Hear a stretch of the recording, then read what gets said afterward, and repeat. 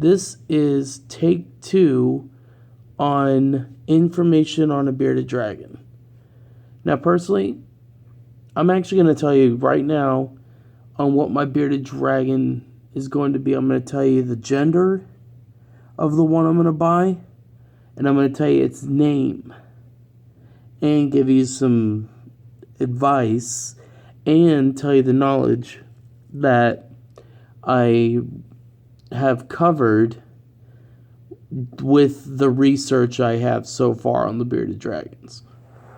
Okay, so basically, first, I'm going to get a male bearded dragon. I'm going to name it Jasper Shadowwing. Of course, it doesn't make sense for the last part because it doesn't have wings. But I just thought that name kind of sounded cool, so I chose it. I'm going to... For the third part, I'm going to tell you this.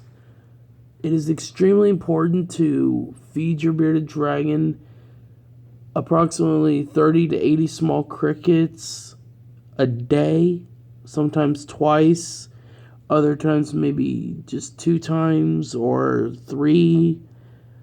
Just, depends on how old they are. You don't want to feed them less when they're young. They eat a lot of crickets, doobie roaches, mealworms, waxworms. And the way you're supposed to give them a bath is first you need one of those thermometer thingies that measures the water. And the other thing I want to cover right now is the temperature of water that you might need to use when you're giving them a bath. You need to use precisely warm temperature water. Warm. You can't have it cold, and you can't have it hot. If you have it cold, it'll drop their body temperature. You have it too hot, it could cook them alive. Yeah, and kill them. I'm not lying right now. Okay, that's basically what I covered so far on bearded dragons.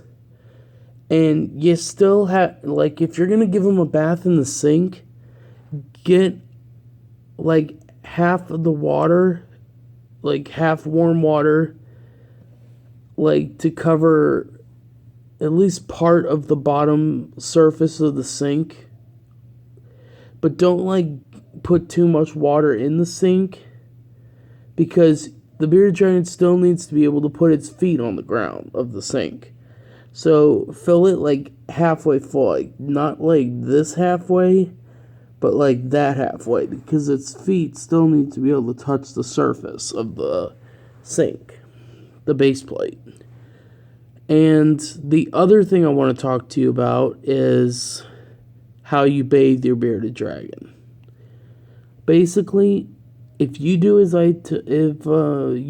exactly as I am telling you right now, that you need to make sure that the water level is not too high in the sink, because the bearded dragon needs to be able to put its feet on the ground when you're bathing it.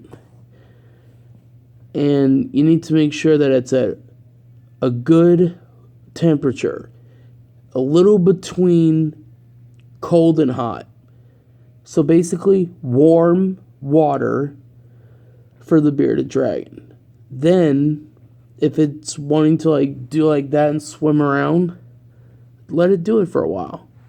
Then come back after a while when it's finished with it. Then just pick up some warm water, pour it over the top of the bearded dragon. Give it a soft, gentle rub down. Don't do it too hard, because you don't want to hurt it.